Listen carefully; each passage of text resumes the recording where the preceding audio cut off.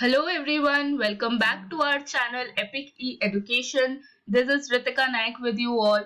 Today we have a chapter called Poverty as a Challenge. There is a third chapter of Economics class 9th.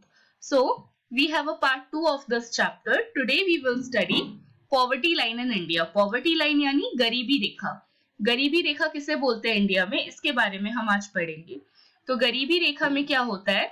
Poverty line is drawn with the levels of income or consumption of a person. तो एक इंसान का income कितना है और उस income के चलते उसका कंजम्पशन कितना है, इस पे हम बात करते हैं कि गरीबी रेखा के नीचे कौन आता है और गरीबी रेखा से ऊपर कौन आता है, मतलब कौन गरीब है और कौन नहीं है. तो इन केस अगर किसी इंसान की जो इनकम है वो या उसकी इनकम से ज्यादा उसका कंजम्पशन हो रहा है तो उसको हम कंसिडर करेंगे कि वो गरीब है. तो फिर कंजम्पशन किन चीजों को हम बोल सकते हैं? कंजम्पशन हम उन हर बेसिक रिक्वायरमेंट्स को बोल सकते हैं जो किसी की भी जिंदगी में जरूरी है. For example the basic requirements can be the food requirement, clothing requirement, footwear, fuels, education, medications. इन सारी चीजों को हम बेसिक रिक्वायरमेंट बोलते हैं. और इन बेसिक रिक्वायरमेंट्स के चलते किसी का इनकम उस बेसिक रिक्वायरमेंट को मीट कर पा रहा है या नहीं, वो अपने फैमिली को ये सारी बेसिक रिक्वायरमेंट्स दे पा रहा है या नहीं, इसके बेसिस पे हम कहेंगे कि वो पॉवर्टी लाइन से ऊपर है या नीचे. तो इस बात से हमें ये तो समझ आ गया कि जो पॉवर्टी लाइन है ये वेरी करेगा time to time, place to place and person to person. कैसे? क्योंकि एक अर्बन एरिया में, मान लीजिए एक शहरी जगह में, एक इंसान की जो इनकम है वो हमेशा ज्यादा होनी चाहिए as compare to a rural area, क्योंकि वहां पे खर्चे कम होते हैं, वहां पे उपज ज्यादा होती है, नेचुरल मटेरियल ज्यादा मिलते हैं हमें, लेकिन खर्चे कम होते हैं. तो इसलिए रूरल एरिया में थोड़े कम खर्चे में भी काम चल जाता है, लेकिन शहर का खर्चा ज्यादा पड़ता है. तो place to place, person to person ये डिफर करेगा ही करेगा. Plus time to time. Time to time कैसे डिफर करेगा? Because of inflation. क्योंकि हमें पता है कि हर साल इंडिया का इन्फ्लेशन अबाउट 6% है, तो 6% से इंडिया इन्फ्लेट करता है, एवरी ईयर इन्फ्लेशन करता है. तो ये जो इन्फ्लेशन होगा इसकी वजह से क्या होगा? गरीबी रेखा आज से 50 साल पहले जो थी आज वो नहीं रहेगी, आज वो चेंज होगी, वो बढ़ जाएगी. So the minimum level of food requirement, clothing, footwear, fuel, light, educational and medication assistance are determined to measure the poverty line. These physical quantities are multiplied by their price in rupees. तो क्या होता है?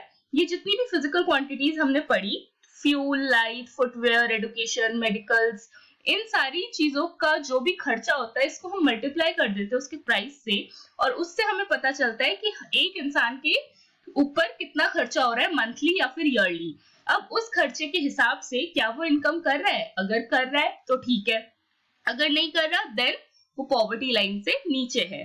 So, while measuring the poverty line, the food requirement is based on the desired calorie intake. तो हम food requirement को कैसे calculate करते हैं? हम food requirement को किसी भी इंसान की कैलोरी इंटेक से, कितना कैलोरी वो अंदर ले सकता है, उससे डिटरमाइन करते हैं. तो इंडिया में जो एवरेज कैलोरी इंटेक है पर पर्सन पर डे, मतलब हर एक इंसान का एक दिन में जो एवरेज कैलोरी इंटेक है वो है रूरल एरिया में 2400 कैलोरीज, रूरल एरिया यानी गांव के जगहों में वहां पर है 2400 कैलोरीज, और अर्बन एरियाज में है 2100 कैलोरीज यानी 2100 कैलोरीज. उसके बाद आगे बढ़ते हैं. इन 2000 the poverty line for a person was fixed at ₹328 per month in rural areas.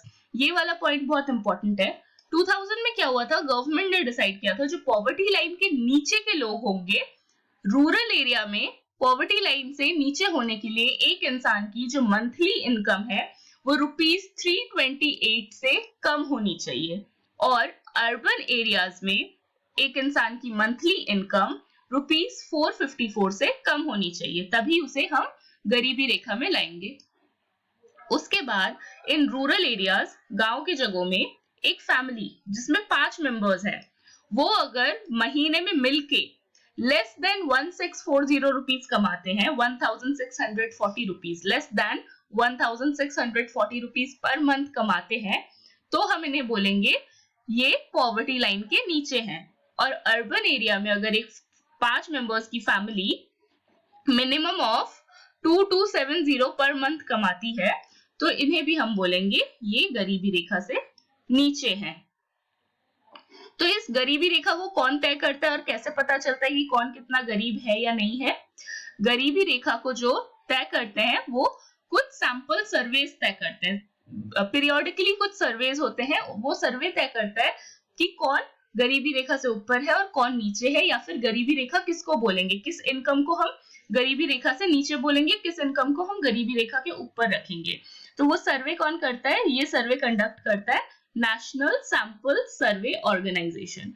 ये नाम याद रखिएगा, that is National Survey Sample Organisation. अब एक दूसरा टॉपिक पढ़ते हैं, vulnerable groups in India. Vulnerable groups के बारे में हमने पहले भी बात की थी कि वल्नरेबिलिटी क्या होती है, लेकिन वल्नरेबल ग्रुप जो है ना, वो जरूरी नहीं हमेशा पुअर्स, किसी भी तरीके के पुअर हो, वो कास्ट सिस्टम के बेसिस पे भी हो सकता है। तो वो कैसे होगा उसको देखते हैं।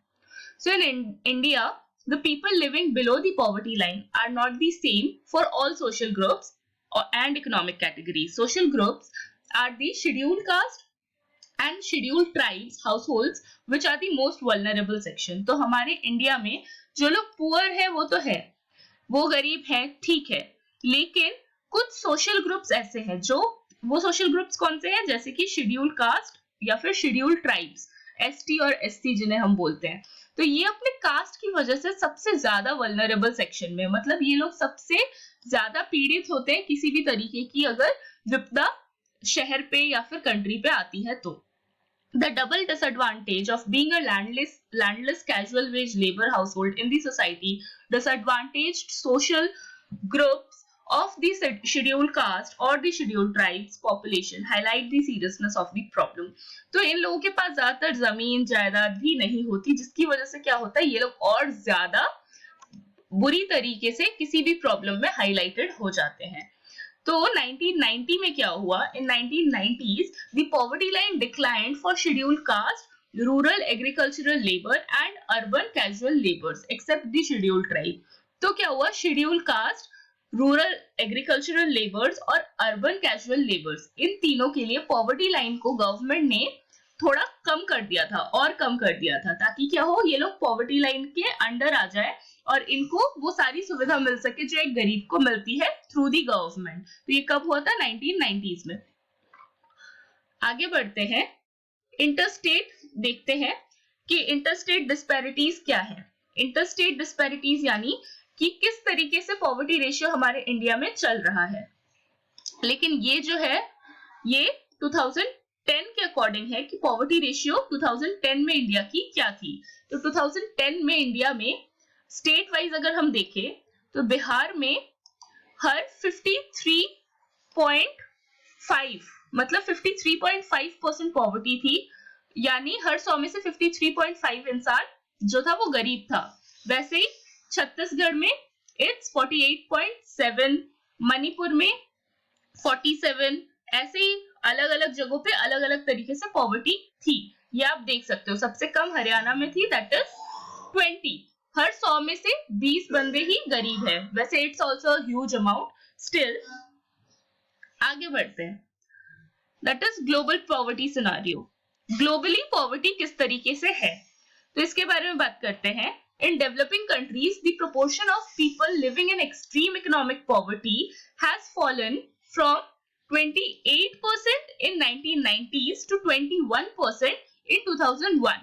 तो क्या हुआ, जितने भी डेवलपिंग कंट्रीज है इनमें 1990 में क्या था, 28% के अराउंड पॉवर्टी थी, मतलब पूरे पॉपुलेशन का 28% जो था वो पुअर था, गरीब था। लेकिन 2001 में क्या हुआ, ये चेंज होके 21% हो गया, मतलब जितना भी पॉपुलेशन है उसका 21% अब गरीब रहा।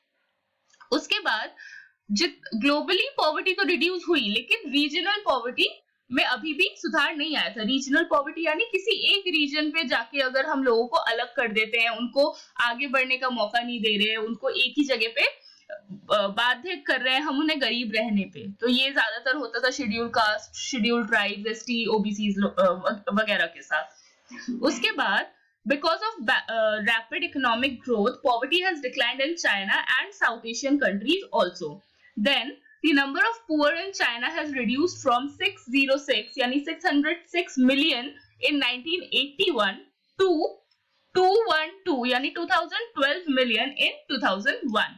ये भी आपको समझ आ गया होगा.